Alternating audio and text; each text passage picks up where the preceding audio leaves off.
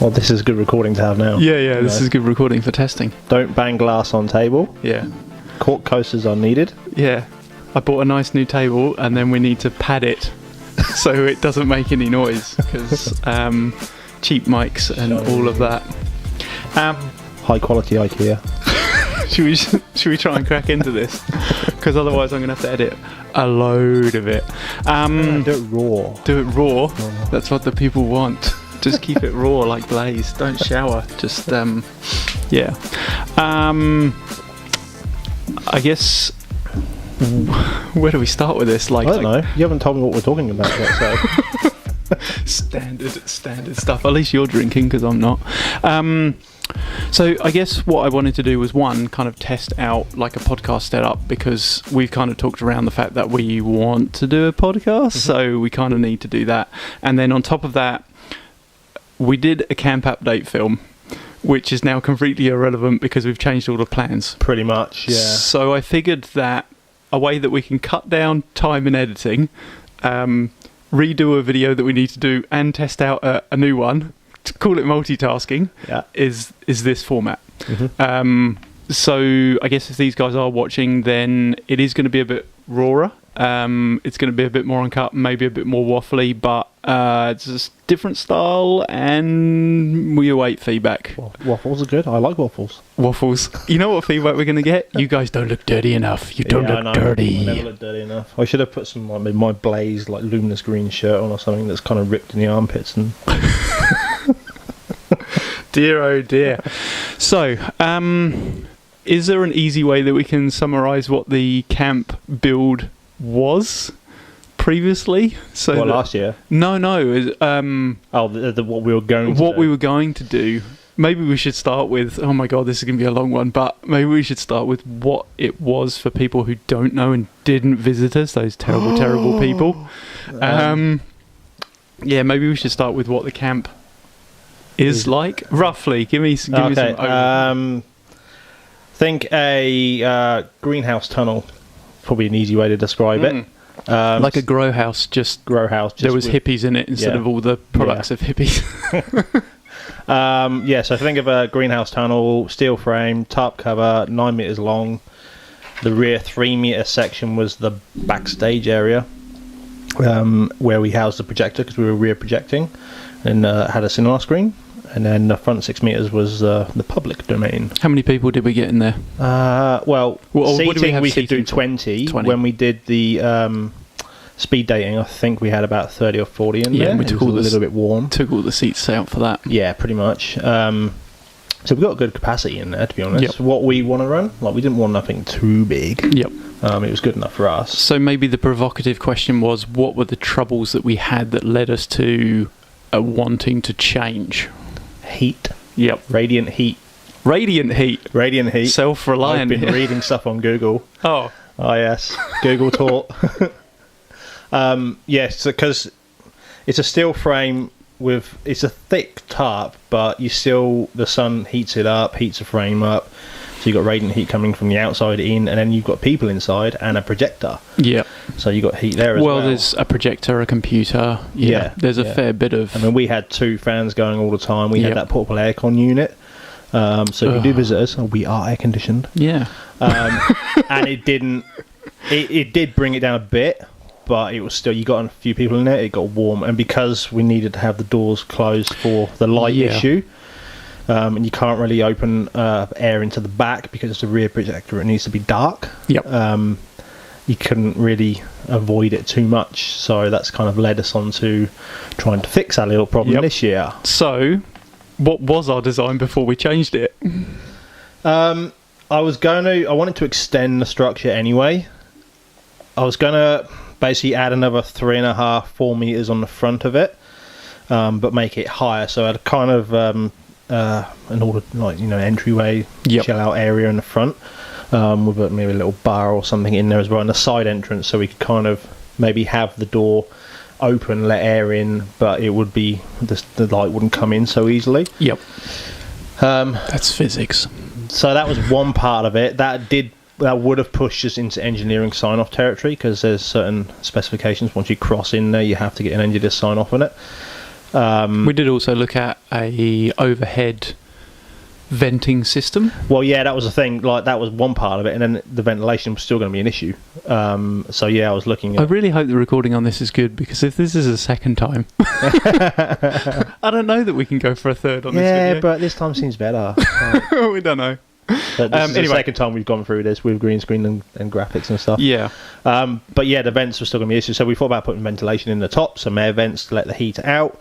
But then that will let light in, which kind of ruins the experience a little bit. And you kind of need airflow to kind of come through the structure and out the vents. Yep.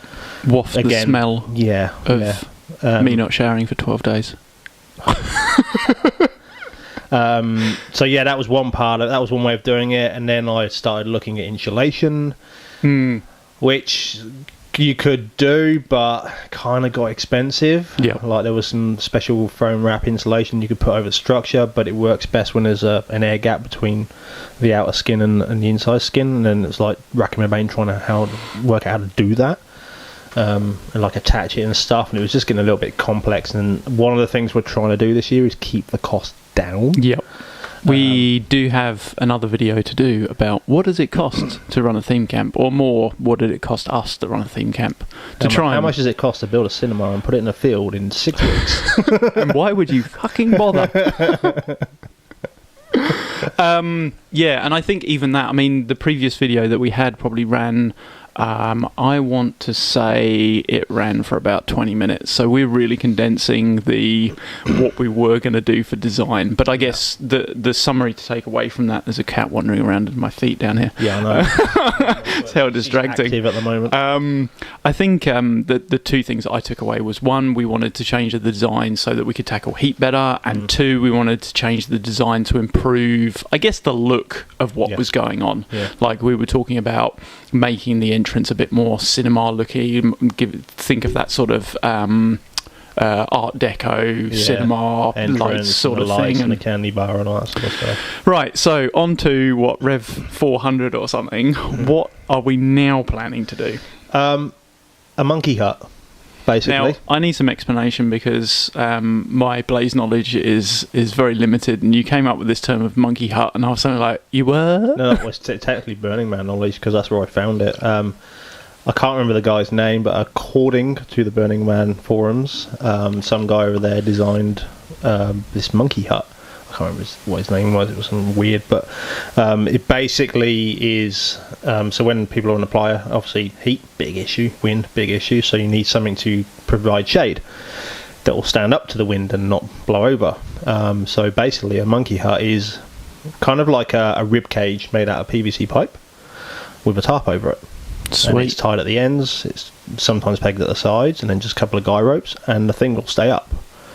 Which is kind of what worries and amazes me. I know, no. I've seen pictures of things like in the wind in a dust storm, and they're still there. Yep. And it's literally the PVC rib cage is just slotted onto rebar that's in the ground. Can't wait to bash that in. And then just with clever use of ties and ropes and stuff, the thing will stay there. So the idea is to put one of these over our structure to provide shade. Yep. Reduce the radiant heat coming from the outside. We'll have the air conditioning inside. In theory, it will work. It's going to be bigger than the structure. I love the way it's always in theory. Well, until you do it, you don't know. It'll be about 12 metres long, roughly. What's the existing structure? 9. That's 9. So it's going to come 3 metres over the front, which will give us our kind of entrance area. Yep. And then the end of it will be just draped with shade cloth and stuff, and like pretty fairy lights. It's not heavy, and it's not like stable enough to be able to hang stuff on it. Like, we can't decorate. Yeah, we can to a certain extent. Lightweight stuff. Yep. You know, nothing too major. Might have to downgrade the extremely heavy wooden sign. Oh, we'll find somewhere to sign hang that. Oh yeah, we've got an upgrade. We've got trees around us. We'll work something out. That's true. Yeah. Wow. So we've gone from quite a big change to a smaller change, but hopefully like a big impact for the actual camp. I think it will do the job. I mean, they use them in Australia. Like, if you go up in the Kimberley, you'll see a porta cabin with just a frame and a roof over the top of it. It's the same principle, basically. You're just shading the internal structure, and it keeps the heat down in the inside one. So, gonna see how that goes. Yeah, I think it'll work. proof is in the pudding, as they I say. spent weeks thinking about this, and to be honest, I was trying to work out the ventilation ideas and insulation this and insulation that, and it was actually Bruce that mentioned those huts you can see with the cabins underneath. We had a chat here we had a chat here one night, and it suddenly... I am the construction tricked something off in my brain. Oh, my I'm God. just an inspiration. Paint me like one of your French girls, Jack. Just inspiring stuff all over the place. Yeah. I guess maybe, because I don't really have too much to add to camp stuff unless you do.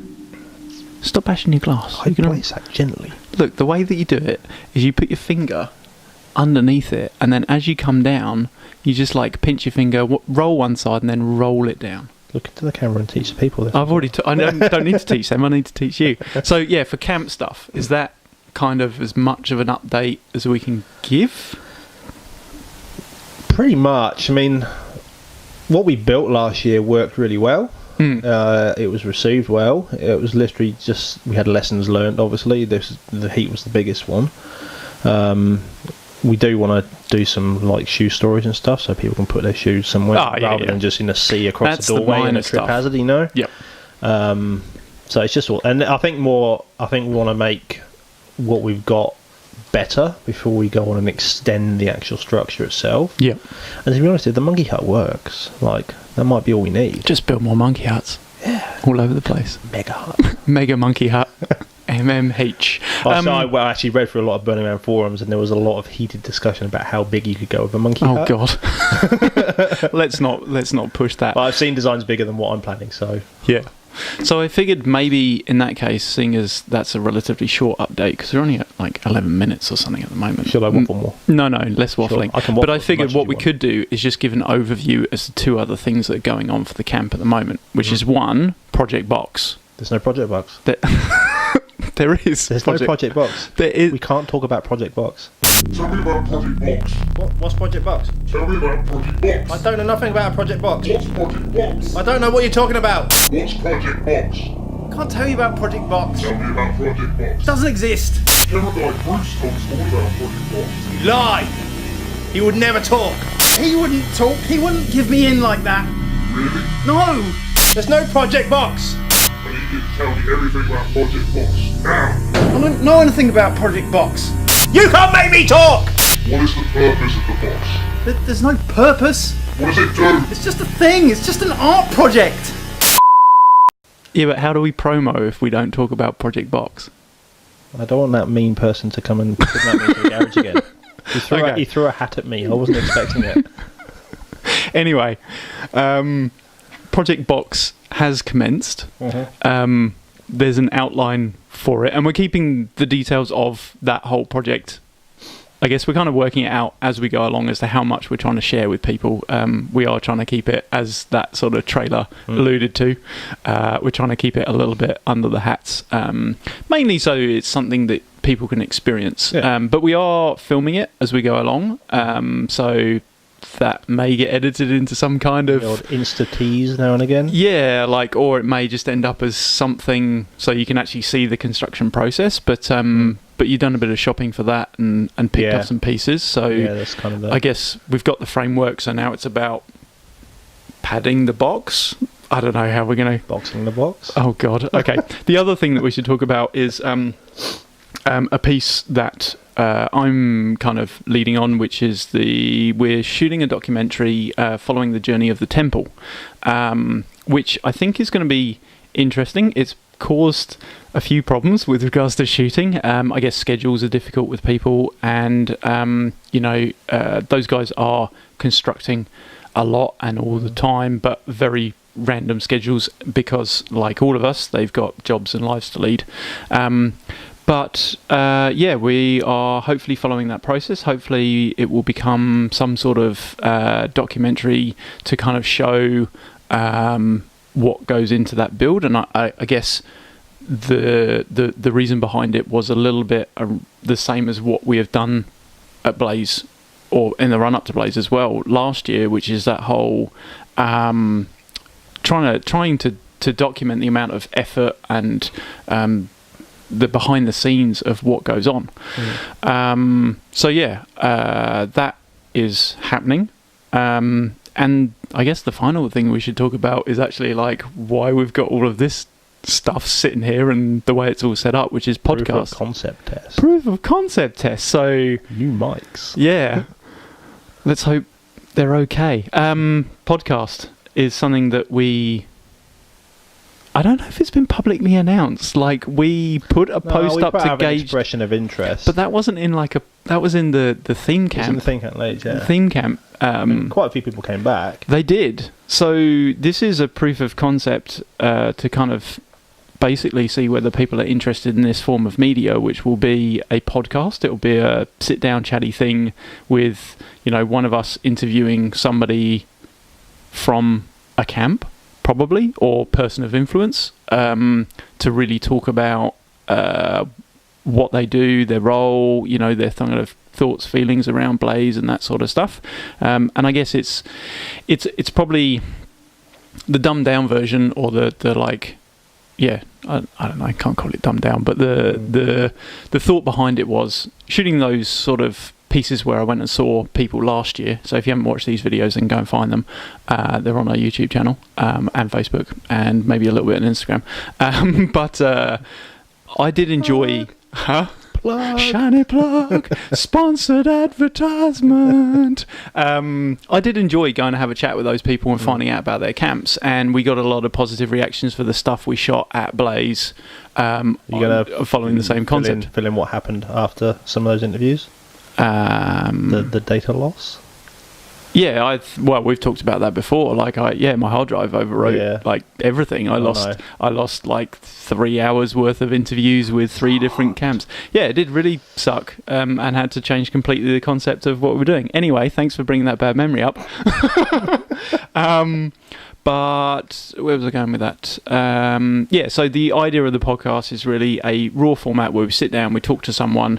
It'll be videoed, it'll be audio, and you can kind of follow along and just have a chat. We don't want to make them massively long. There's a lot of podcasts out there that are like, let's sit and talk to someone, like 2 to 4 hours. Like, no, too much. But I guess what we'll try and do is just have a conversation that naturally flows. Like, my original concept would be it's about 20 minutes, but I've found that, like, I personally sit down and record a few videos, and 20 minutes is pretty easy to rock up.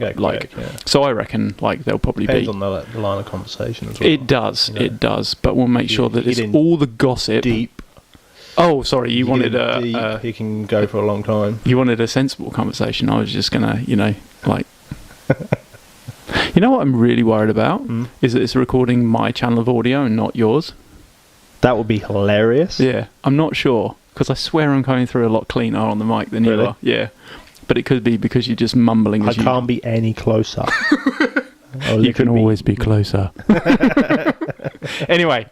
We should probably wrap this thing up, but I think that's given a camp overview, a piece on the non-existent Project Box, a piece on the Temple documentary, and also a piece on the podcasty sort of stuff. What about the events? Some of the planned events? No, not there yet. Can't be bothered. No, we're not doing any events. We'll be lucky if we make it there with all this stuff that's going on. We've got a few lined up. There should be some good stuff, I reckon. Yeah. Yeah, well, we've got quite a few. Let's not talk about it. Big difference this year, though. I want to clickbait this. Okay. You have to tune into the next video to find out the next. Right, fine. Find out whatever we ramble on about next. As ever, we do welcome feedback. If you have enjoyed the video, then feel free to get in touch and I don't know, tell us that you enjoyed it, or you at least watch some of it, or something would be nice. I apologise for being too clean. You guys are not. There's going to be a comment. Yeah, it's always Alice. Yeah. Alice, you guys are not clean enough. Why are you not dirty? Thanks, Alice. Every time. We should probably sign this video off. Yes. And hopefully not break these mics by doing it. I'm not going to move my glass because I always put my head I got to do it with my wrong hand. Okay, 3, 2, 1. Cinebrah!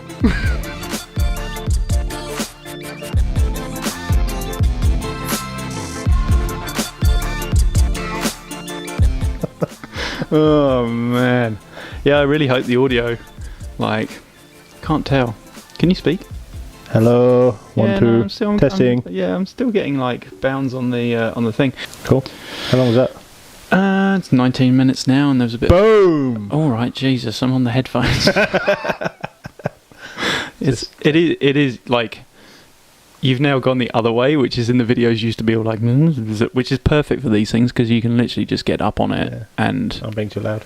Yeah, a little bit. Oh, a little bit. Mumbly. But if I do this, can you actually hear what I'm saying? Like, yeah, you're fine. Oh, okay. Yeah. It's hard to tell because I feel like sometimes I'm just kind of almost whispering into the mic because I'm trying. The trick is you're trying not to like blow the mic. I mean, I've got pop filters and stuff, but I can't be bothered to Pop filters. Yeah, you know when you do and yeah, then the pop filter, which is like the thingy that goes face shield. Oh yeah, you know, like face shield. The spit shield. Yeah, the spit shield at salad, salad bar, so you can't sneeze on salad. It's one of those. It stops the and the spray. Yeah, well, it's not the spray; it's the enunciation of your piz and tiz. Piz and tiz. Ah, dear. Right. Okay, that worked. Well, we don't know until I edit it. Okay, done. Cool.